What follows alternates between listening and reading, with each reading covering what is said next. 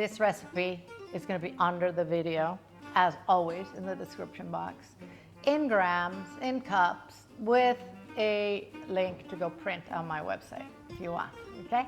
I have 2 cups of flour in here, just all purpose, a half teaspoon of baking powder and a half teaspoon of salt.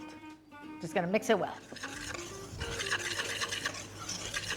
I have 4 tablespoons of butter in here. I cubed it and I put it in the freezer. I want it to be real cold.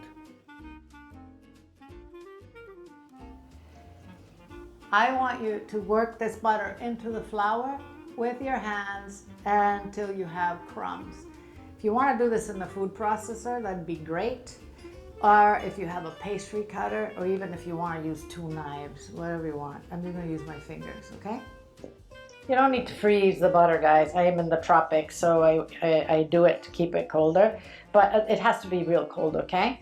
So I do want you to work fast and not overwork this. This is how you want it. I made a little well, as you can see, and I'm going to add an egg. I'm going to add half a teaspoon of white vinegar. This vinegar is going to keep this dough nice and soft and flaky. And we're going to add about a 1/3 cup of cold water.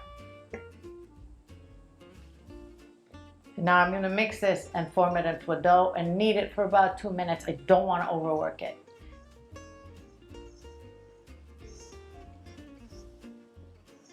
If you work it too much, you're going to have a tough dough.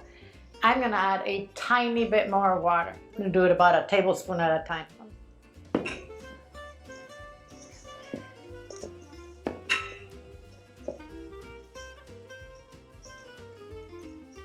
Little more. There we go.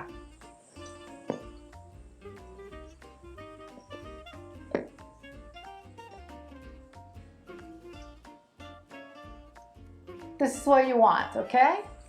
I'm now going to wrap this in plastic and refrigerate it for a minimum of 30 minutes.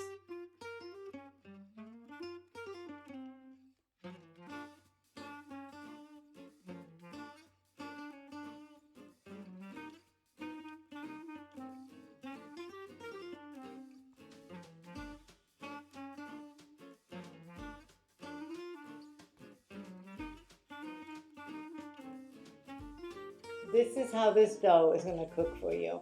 This particular empanada has shrimp and cheese in it. Thank you very much for watching the video. I'm going to see you soon.